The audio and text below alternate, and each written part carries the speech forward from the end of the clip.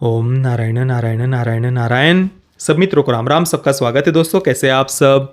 दोस्तों अंग्रेजी वर्ष 2024 समाप्त होने को आ गया है और वर्ष के इस समय हम हर वर्ष उस वर्ष रिलीज हुई सबसे बढ़िया और सबसे खराब फिल्मों के बारे में चर्चा करते हैं। 2017 से ये लिस्ट में हमारे चैनल पर अपलोड करते आया हूँ, यानी 7 वर्ष हो गए हर वर्ष ये लिस्ट डालते हुए। शुरुआत में मैं बॉलीवुड, हॉलीवुड और प्रादेशिक भाषाओं में बनी हुई फिल्में, ऐसी 3 कैटेगरीज में बेस्ट और वर्स्ट की लिस्ट अपलोड करता था, यानी कुल मिलाकर 6 वीडियोस में वर्ष के अंत में डालता था।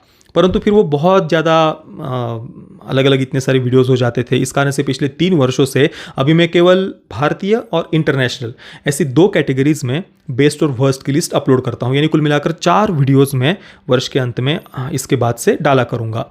तो अभी इस वर्ष की 55 सबसे खराब भारतीय फिल्मों की लिस्ट मैंने ऑलरेडी डाल दी है हमारे चैनल पर। वो वीडियो अगर आपने नहीं देखा तो उसे अवश्य देखना। और अभी आज की इस वीडियो में हम टॉप 30 बेस्ट इंडियन फिल्म्स के बारे में बात करने वाले हैं। कुल मिलाकर 32 नाम मैं आपको बताऊंगा। 2 नाम ऑनरेबल मेंशन समझ लीजिए, जो 30 में नहीं आ पाए, पर आप अगर देखना चाहें तो उन्हें देख सकते हैं। तो लिस्ट शुरू करने से पहले आप सभी मित्रों से प्रार्थना है कि प्लीज़ वीडियो को अंत तक आप अवश्य देखना। इसे लाइक और शेयर करना बिल्कुल भी मत भूलना। कम से कम हमारे आज की इस वीडियो पर 10,000 लाइक्स आने ही चाहिए। आप सभी मित्रों से प्रार्थना है इसे अधिक से अधिक अपने मित्रों के साथ में शेयर अवश्य करना। अब ये जो 32 नाम हैं, इनमें से 14 हिंदी फिल्में हैं, 5 मराठी फिल्में हैं, 6 तेलुगु फिल्में हैं, 3 तमिल फिल्में हैं, 3 मलयालम फिल्में हैं और 1 गुजराती फिल्म है। चलिए पहले 2 ऑनरेबल मेंशंस, क्रैक और तेरा क्या होगा लवली। देखिए क्रैक एक गिल्टी प्लेजर के लिए देखी जाने वाली फिल्म है और वो फिल्म अपने आप को वैसे ही प्रस्तुत करती है। क्रैक का आप हमारा रिव्यू देखना, डिटेल में मैंने इस पर बात की है। इसके बाद में रणदीपुड़ा की तेरा क्या होगा लवली अच्छी हल्की फुल्की हार्ट वार्मिंग फिल्म है। चलिए अब शुरुआत करते हैं टॉप 30 फिल्मों की लिस्ट। 30 नंबर पर है धर्मवीर 2, मराठी फिल्म है। धर्मवीर आनंद दिघे जी की जीवन पर यह फिल्म आधारित है। उनकी जीवनी पहला पार्ट इसका आ चुका है और बढ़िया फिल्म है। डायरेक्शन, एक्टिंग वगैरह बिल्कुल आप इस फिल्म को मिस मत करना। इसके बाद में 29 नंबर पर है मुंजा। देखिए ये फिल्म और ऊपर आना डिज़र्व करती थी, परंतु जिस प्रकार का चित्रण इसमें जो किया गया है, कुछ बातें मुझे इसकी पसंद नहीं आई थी। संक्षेप में अगर मैं बताऊं तो जो मेल लीड कैरेक्टर है ना, जो पुरुष का जो मुख्य पात्र है, उसको बिल्कुल ऐसे गिड़गिड़ाने वाले, वो क्या अंग्रेजी में कहते हैं, सिंप ऐसे लट्टू बन करके पीछे घूमने वाला, गिड़गिड़ाने वाला, ऐसे ऐसे ऐसे ऐसे ऐसे ऐसे। तो और केवल मुंजा की बात नहीं, आप ये जो मैडॉक का जो so called supernatural horror comedy universe है ना, पूरा यूनिवर्स भी अगर आप थोड़ा ध्यान से स्टडी करेंगे ना, पूरा वोक मेंटेलिटी से लिखी हुई कहानियाँ हैं। स्त्री 2 में स्मैश पेट्रियार्की करनी है, भेड़िया में इनको कुछ अपना कम्युनिस्ट प्रोपेगेंडा जो कुछ भी है वो दिखाना है। इसके बाद में मुंजा में भी अगर आप देखेंगे तो पुरुष पात्रों का गिड़गिड़ाने वाला, और जो वोक और लिबरल्स का अभी के समय का सबसे बड़ा एजेंडा है कि पुरुषों में से इनको पुरुषत्व समाप्त कर देना है, पुरुषों को नपुंसक बनाना है और महिलाओं को, स्त्रियों को ज़बरदस्ती पुरुष बनाना है इनको। तो ये यही बात आप स्त्री में भी देख सकते हैं। जितने भी मेल कैरेक्टर्स हैं, पुरुष पात्र है, सबको ऐसे गिड़गिड़ाने वाला, दब्बू गुड़ गुड़ गुड़ गुड़ करने वाला आपको देखने को मिलेंगे वो। तो चलिए, बाकी तो मुंजा बढ़िया फिल्म थी, उतनी बात को अगर हम इग्नोर करें तो। इसके बाद में 28 नंबर पर है कबीर खान की, जिसमें कार्तिक आर्यन मुख्य भूमिका में थे, चंदू चैंपियन। देखिए फिल्म टेक्निकली बढ़िया बनी हुई है, एक्टिंग वगैरह भी फिल्म की बढ़िया थी। मुरलीकांत पेटकर जी के जीवन पर आधारित ये फिल्म है। कबीर खान उनकी पिछली फिल्म में अगर आप देखेंगे ना, बहुत ही प्रॉब्लमेटिक, कहीं ना कहीं पर वो कुछ ना कुछ अपना डाल ही देते थे। इवन 83 जैसी फिल्म को भी कबीर खान ने नहीं छोड़ा था। शायद इतने वर्षों से हम जो आलोचना कर रहे थे कबीर खान की, इस कारण से इस बार चंदू चैंपियन में शायद उनको जो बातें दिखाने भी थी वो इतनी सटल वे में दिखाई है ना कि अधिकतर लोग उन बातों पर उनका ध्यान भी नहीं जाएगा। जैसे कि 1972 के ओलंपिक्स में फिलिस्तीनी आतंकवादियों के द्वारा हमला किया गया था और इजरायली खिलाड़ियों पर हमला किया गया था, उन्हें मारा गया था। तो वो हमला तो इन्होंने दिखाया है, क्योंकि उस बात को इग्नोर तो नहीं कर सकते, मुरलीकांत पेटकर जी के जीवन की वो घटना है। परंतु वो हमला दिखाते समय जैसे बस कुछ काली परछाइयाँ वो आई हो और हमला करके चली गई हो, इस प्रकार से दिखाया है। कहीं पर मेंशन नहीं किया उन्होंने कि वो फिलिस्तीनी आतंकी थे। न्यूज़ रिपोर्ट्स वगैरह जो दिखा रहे हैं, कुछ कहीं पर चर्चा में, कहीं पर संवाद में बताना चाहिए था ना कि वो फिलिस्तीनी आतंकी थे, जो इजरायली खिलाड़ियों पर हमला करने के लिए आए थे, पर नहीं। अब बॉलीवुड से ऐसी अपेक्षा हम कैसे कर सकते हैं, जो सेव गाज़ा और पता नहीं क्या क्या क्या क्या, वो उनका कुछ अलग ही कैंपेन वगैरह चलते रहते हैं, तो उनसे ये अपेक्षा तो हम नहीं कर सकते। ये एक बात। और दूसरा, चंदू चैंपियन के एंडिंग में मुरलीकांत पेटकर जी के सफलता को एक प्रकार से एक वामपंथी पत्रकार, एक कम्युनिस्ट पत्रकार को उसका क्रेडिट देने का प्रयास किया है। कॉमरेड वगैरह उसको शब्द उपयोग उन्होंने किया, कोई आवश्यकता नहीं थी उस बात की। पर चलिए जो भी है। 27 नंबर पर है विकी विद्या का वो वाला वीडियो। अच्छी फिल्म थी। कई मित्रों के मन में थोड़ा सा इसका जो सब्जेक्ट है उसको लेकर के एक ऐसा लगा था कि वही घिनौनी कुछ घटिया फिल्म होगी, पर नहीं। एक ट्रेडिशनल पॉइंट ऑफ व्यू से बनी हुई फिल्म है। सामाजिक, पारिवारिक, वैवाहिक चित्रण अगर आप देखेंगे तो बिल्कुल वही पारंपरिक दृष्टिकोण से ही किया हुआ चित्रण है। बाकी आप हमारा विकी विद्या का वो वाला वीडियो का रिव्यू अवश्य देखना। इसके जो डायरेक्टर है वो भी बड़े ही उनके सोशल मीडिया पर वगैरह मैंने जा कर के देखा तो अपने हिंदू होने पर उन्हें बड़ा गर्व है, अपनी संस्कृति पर उन्हें बड़ा गर्व है। इसके बाद 26 नंबर पर है एक्सीडेंट और कॉन्स्पिरेसी गोधरा। साबरमती रिपोर्ट के विषय पर ही ये फिल्म आधारित है और साबरमती रिपोर्ट की अपेक्षा कई गुना ज़्यादा अच्छी बनी हुई फिल्म है, सिंसियरली बनी हुई फिल्म है और अच्छे मन से, हृदय से, शुद्ध भावना से बनी हुई फिल्म है। साबरमती रिपोर्ट को देखकर तो ऐसे लगता है जैसे वो बस अपना कुछ दिखावा करने के लिए या बस भाई हमारा नाम हो जाए मोदी जी के सामने वगैरह, इस उद्देश्य से जैसे बनाई गई फिल्म हो ऐसा लगता है साबरमती रिपोर्ट। पर एक्सीडेंट और कॉन्स्पिरेसी गोधरा अच्छे मन से, शुद्ध हृदय से, अच्छी भावना से बनी हुई फिल्म है और सच में अच्छी बनी हुई फिल्म थी। अगर आपको कहीं पर मिलती है, पता नहीं किसी OTT प्लेटफॉर्म ने तो अभी तक लिया नहीं होगा जितना मुझे लगता है, पर अगर हो तो आप देखना इस फिल्म को। इसके बाद 25 नंबर पर है सिकंदर का मुकद्दर। नीरज पांडे जी की फिल्म है, नेटफ्लिक्स पर रिलीज़ हुई थी अभी कुछ दिन पहले। बढ़िया फिल्म है, काफ़ी सारे ट्विस्ट और टर्न्स है, शुरुआत से अंत तक फिल्म हमें अपने साथ में बांध कर रखती है। ऐसी फिल्में बॉलीवुड में वैसे भी कम बनती है जिनमें कोई एजेंडा नहीं हो, कुछ नहीं हो, जहाँ पर बस कहानी और कैरेक्टर्स पर ध्यान दिया गया हो, उन्हें डेवलप करने पर ध्यान दिया हो। ये वैसी फिल्म है। इसके बाद में 24 नंबर पर भी नीरज पांडे जी की ही फिल्म है, औरों में कहाँ दम था। एक बड़ी ही मैच्योर लव स्टोरी हम इसको कह सकते हैं। पता नहीं कई सारे क्रिटिक्स ने क्यों इसको ज़बरदस्ती टारगेट किया था और सिकंदर का मुकद्दर पर भी ज़्यादातर लोगों ने चुप्पी बना करके रखी और रिव्यू जिन्होंने किया भी वो बस मरे मरे मन से ही किया, ऐसे ही लग रहा था। शायद नीरज पांडे जी की फिल्में हैं इस कारण से या क्या, पता नहीं। पर औरों में कहाँ दम था, अच्छी फिल्म थी यार, मैच्योर एक लव स्टोरी हम कह सकते हैं, बढ़िया बनी हुई फिल्म थी, परफॉर्मेंसेस बढ़िया था। हाँ, एक बात कह सकते हैं कि जो थोड़ा डायरेक्शन है, प्रेजेंटेशन जो है उसको थोड़ा इंटरेस्टिंग बनाना चाहिए नीरज पांडे जी को, चाहे सिकंदर का मुकद्दर हो या औरों में कहाँ दम था हो, थोड़ा सा डायरेक्शन इंटरेस्टिंग बनाने की उन्हें आवश्यकता है। चलिए 23 नंबर पर है श्रीकांत। अच्छी फिल्म थी, मुझे पसंद आई थी फिल्म। इसके बाद 22 नंबर पर है देवरा पार्ट 1। कहानी हो, कैरेक्टर डेवलपमेंट हो, डायरेक्टर ने हमें अपने साथ में बांध करके रखा है। मुझे तो फिल्म से बिल्कुल भी कोई अपेक्षाएं नहीं थी, उल्टा डरते डरते ही मैं फिल्म देखने के लिए गया था, क्योंकि जो इसके डायरेक्टर हैं उनकी पिछली जो फिल्म थी प्रॉब्लमैटिक, उस कारण से डर था मन में। पर फिल्म सच में अच्छी निकली। कुछ कुछ जगहों पर थोड़ा VFX वगैरह को लेकर के कह सकते हैं हम, विजुअल्स को, एक जैसे कि वो शार्क वगैरह जो बनाया है CGI से, पर भाई कहानी, कैरेक्टर्स, कैरेक्टर डेवलपमेंट, हमें वो एंगेज कर पाते हैं या नहीं, परफॉर्मेंसेस वगैरह, ये बातें सबसे ज़्यादा मायने रखती है। कहीं पर थोड़ा सा विजुअल इधर उधर, उस कारण से कि फिल्म को हम कोई ख़राब नहीं कह सकते। चलिए इसके बाद में 21 नंबर पर है रज़ाकार। निज़ामों के द्वारा हैदराबाद को एक इस्लामिक स्टेट बनाकर रखने के लिए जो एक संगठन बनाया गया था रज़ाकारों का, उनके द्वारा जो हिंदुओं का नरसंहार हुआ था, उस पर यह फिल्म आधारित है। बड़ी ही दुर्भाग्य की बात है कि इतना बड़ा हिंदुओं का नरसंहार हुआ था, परंतु स्वतंत्रता के इतने वर्ष बाद भी इस पर आज तक कोई फिल्म नहीं बनी है। ये एक रज़ाकार अगर हम छोड़ दे तो, और सच में बढ़िया बनी हुई फिल्म है। वैसे भी राष्ट्रवादी विचारधारा की जो फिल्में हैं वो टेक्निकली बढ़िया बनी हुई नहीं होती है, मैं कई बार आलोचना करता हूँ, पर ये अच्छी बनी हुई फिल्म है। हालांकि कुछ कुछ जगहों पर ये भी थोड़ी सी लाउड हो जाती है, पर ठीक है, ओवरऑल अच्छी बनी हुई फिल्म थी। इसके बाद 20 नंबर पर है बस्तर। कितनी बड़ी विडंबना है, कितना बड़ा दुर्भाग्य है कि नक्सलियों के कारण, जिन नक्सलियों के कारण हमारे हजारों जवान वीर गति को प्राप्त हुए हैं, जो नक्सली कैंप्स, बलात्कार के अड्डे होते हैं, आदिवासी बहन बेटियों के ऊपर कितने अत्याचार ये नक्सली करते हैं।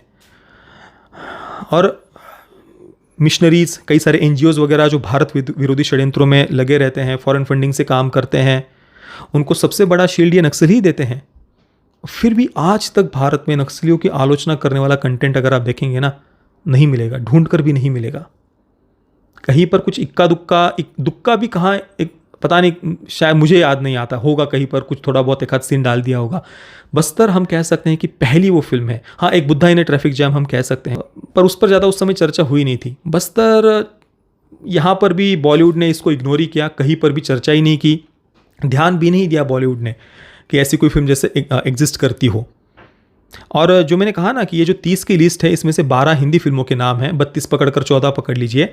इसमें से 6 फिल्में तो ऐसी है जिन्हें बॉलीवुड ने अपना माना ही नहीं, जैसे एक्सीडेंट और कॉन्स्पिरेसी गोधरा, या फिर ये बस्तर। ये वो फिल्में हैं जिन्हें बॉलीवुड ने अपना माना ही नहीं। और भी आगे आपको नाम आएंगे, देख लेना।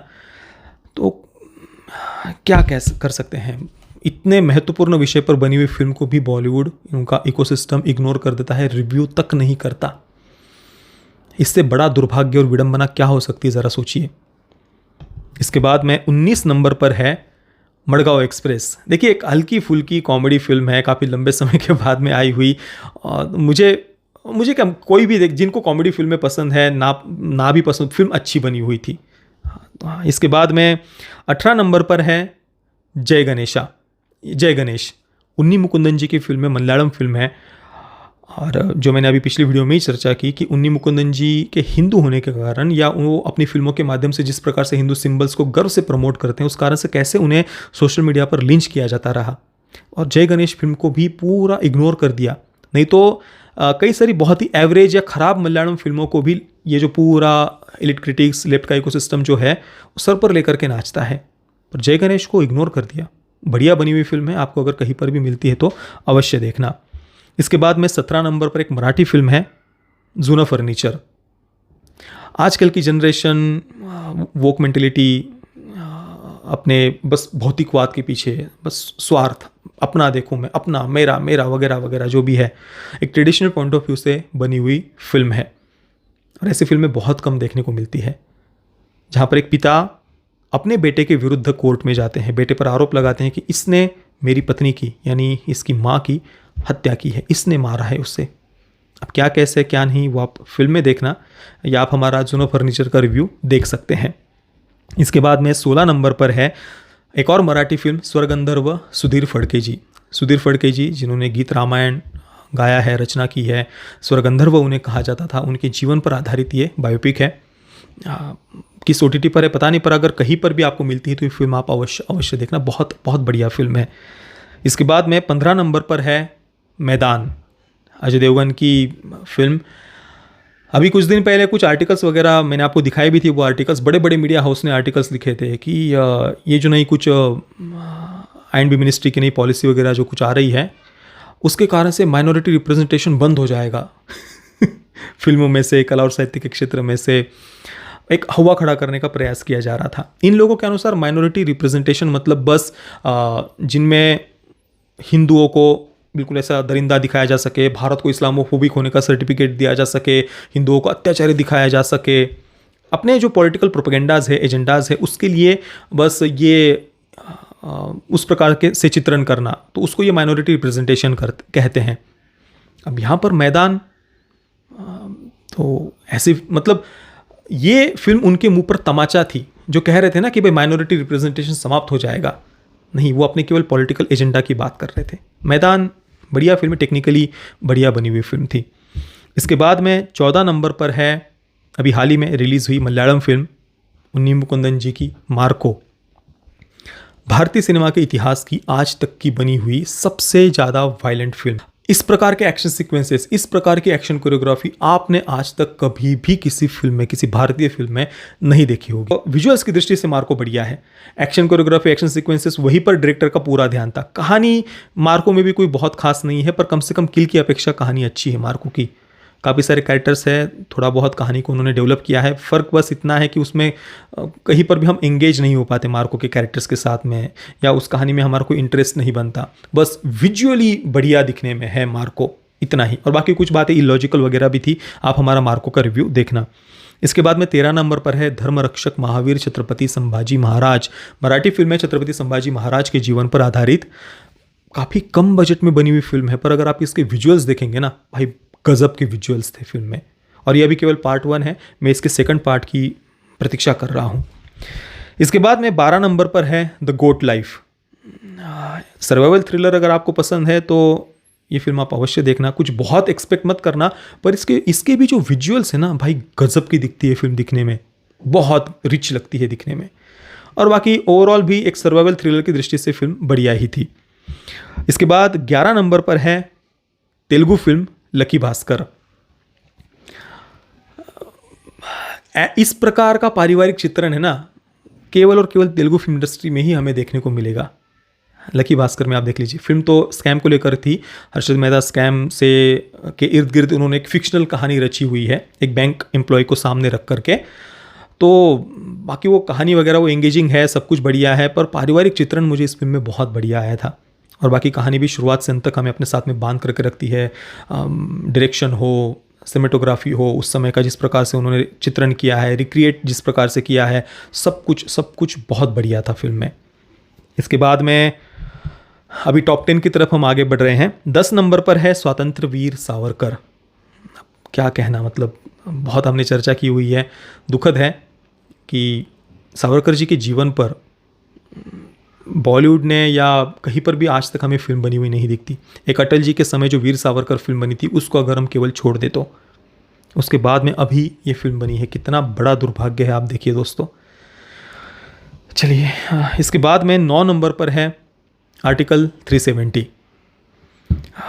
आदित्य धर वो इसके को राइटर और को प्रोड्यूसर है, और एक सिंसियरली बनाई गई राष्ट्रवादी फिल्म हम कह सकते हैं। नहीं तो अधिकतर जो राष्ट्रवादी फिल्में बॉलीवुड की तरफ से आई है, मजाक बना करके उन्होंने रख दिया था, चाहे वो सत्यमेव जयते 2 हो या इनके सम्राट पृथ्वीराज हो, बाकी तो कहना ही क्या, छोड़िए।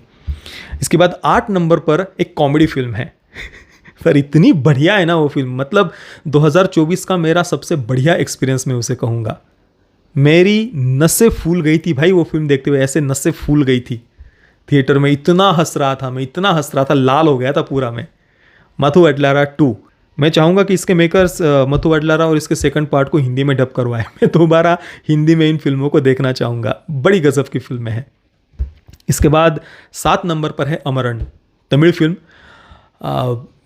मैं बिल्कुल ज़ीरो एक्सपेक्टेशंस के साथ में थिएटर में गया था, पर फिल्म बहुत बढ़िया है टेक्निकली भी, और ओवरऑल जिस प्रकार से कहानी को उन्होंने प्रस्तुत किया है, बहुत बढ़िया फिल्म है।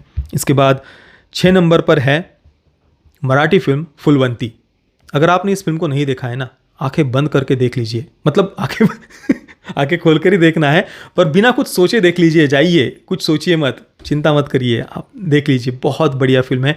आप आकर के मुझे बोलेंगे कि कितनी बढ़िया फिल्म आपने मुझे सजेस्ट की। प्राइम वीडियो पर अवेलेबल है, अवश्य देखना, बहुत प्यारी फिल्म है, बहुत प्यारी। बाबा साहेब पुरंदरे जी के नॉवेल पर, उपन्यास पर, कादम्बरी पर आधारित ये फिल्म है, और ऐसी फिल्में बहुत कम बनती है भाई, इसको आप बिल्कुल भी मिस मत करना फुलवंती को। और उसके बाद हमारा रिव्यू अवश्य देखना।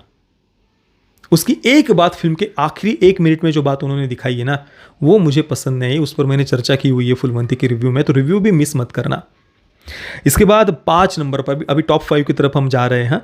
5 नंबर पर है पुष्पा 2 द रूल। भाई क्या फिल्म थी, है, चल रही है, धमाके पर धमाके करती जा रही है भाई। ऐसा आज तक किसी फिल्म ने नहीं करके दिखाया, ऐसी फिल्म है। और जो बॉलीवुड का इकोसिस्टम बौखलाया है ना पुष्पा 2 की सफलता देख करके, वो देखकर तो भाई ऐसे हृदय को शांति मिल रही है ना कि क्या कहना। वाह, जबरदस्त जबरदस्त, रप्पा रप्पा रप्पा करके रख दिया है पुष्पा 2 ने बॉक्स ऑफिस पर सब सारे के सारे रिकॉर्ड्स को। चलिए, 4 नंबर पर है गुजराती फिल्म कसुम्बो। अलाउद्दीन खिलजी जब हिंदुओं पर अन्याय अत्याचार करते हुए, हत्या लूट बलात्कार करते हुए, मंदिरों को तोड़ते हुए आगे बढ़ रहा था, और गुजरात के आदिपुर गांव के पास में जब अलाउद्दीन खिलजी पहुंचता है, तो गांव में जो भगवान आदिनाथ जी का जो मंदिर है, जैन मंदिर जो है, उसकी रक्षा करने के लिए गांव के लोग, गांव के मुखिया और गांव के लोग, वो अलाउद्दीन खिलजी के सामने खड़े हो जाते हैं। और वहाँ पर उन्होंने जो अपना बलिदान दिया था, उस बलिदान की अमर कहानी पर ये फिल्म आधारित है। कसुम्बो पता नहीं किस OTT प्लेटफॉर्म पर है, पर अगर आपको कहीं पर भी मिलती है, इस फिल्म को आप बिल्कुल भी मिस मत करना। इसके बाद में 3 नंबर पर है इस वर्ष की सबसे प्यारी फिल्मों में से एक, जिसको देख करके आपको ऐसा हृदय को शांति मिलेगी ना, तमिल फिल्म है मय्यड़गन। बहुत प्यारी फिल्म, बहुत प्यारी फिल्म। एक बार आप इसको देखना शुरू कर देंगे ना, छोड़ नहीं पाएंगे। इसके बाद 2 नंबर पर है महाराजा। इस वर्ष की ऐसी फिल्म जिसको लोगों ने अपनी तरफ से सोशल मीडिया पर प्रमोट किया, और जो पता चलता है कि भाई ये कोई पीआर वगैरह नहीं है। पीआर जब होती है ना तो पता चल जाता है कि एक सिस्टमेटिक वे में झुंड आकर के कहीं पर कमेंट करते हैं अलग अलग वीडियोस के नीचे। ये वैसी बात नहीं थी। महाराजा हो या मैयड़गन के समय भी अगर मैंने देखा, लोगों ने अपनी तरफ से प्रमोट किया था। अलग अलग इंडिविजुअल अकाउंट पर लोगों ने बड़े बड़े लेख लिखे थे मैयड़गन के ऊपर, महाराजा के ऊपर। और महाराजा की एंडिंग भाई सुन्न कर देती है, हमें सुन्न कर देती है। गजब की फिल्म। इस वर्ष की ही नहीं, सबसे बढ़िया फिल्मों की लिस्ट अगर बनाई जाए ना, उसमें भी नाम आएगा महाराजा का। अब आप कह रहे होंगे कि भाई सब तो हो गए, अभी 1 नंबर पर कौन है? 1 नंबर पर है तेलुगु फिल्म 35 चिन्न कथा काड़ू। अभी कल ही मैंने इसका रिव्यू अपलोड किया है। भाई इतनी प्यारी फिल्म है ना, इतनी प्यारी फिल्म है। बस दुख इस बात का है कि हिंदी में अवेलेबल नहीं है, आपको सबटाइटल्स के साथ इसको देखना पड़ेगा। पर बहुत प्यारी फिल्म है। तारे ज़मीन पर के एग्जैक्टली अपोजिट है, एग्जैक्टली अपोजिट है। मुझे इतनी पसंद आई ना फिल्म में, क्या कहूँ। बहुत प्यारी फिल्म, इसको बिल्कुल भी आप मिस मत करना। भले ही सबटाइटल्स के साथ देखना पड़े, देख लीजिए। मैं तो मेकर से कहूँगा कि इसको हिंदी में डब करके भी वह अवेलेबल करवाए, भले ही किसी दूसरे OTT प्लेटफॉर्म पर अवेलेबल करवाए या यूट्यूब पर अवेलेबल करवाए, जैसे भी हो, पर हिंदी में इसे अवेलेबल कराया जाना चाहिए। चलिए, ये हो गई 2024 की 30 सबसे बढ़िया भारतीय फिल्मों की लिस्ट। इनमें से आपकी पसंदीदा फिल्में कौन सी है, कितनी फिल्में इसमें से आपने देखी है, मुझे आप नीचे कमेंट में अवश्य बताना। अपनी लिस्ट अवश्य बताना, मैं सबकी लिस्ट पढ़ूंगा कि आपकी लिस्ट कौन सी है। और बाकी भी जो मित्र दर्शक ये वीडियो देख रहे होंगे, वो उनको भी आपकी लिस्ट पता चलेगी। तो आप सभी मित्रों का वीडियो देखने के लिए बहुत बहुत धन्यवाद। वीडियो को लाइक और शेयर करना बिल्कुल भी मत भूलना। कम से कम 10,000 लाइक्स हमारे आज की इस वीडियो पर आने ही चाहिए। जय श्री राम, वंदे मातरम।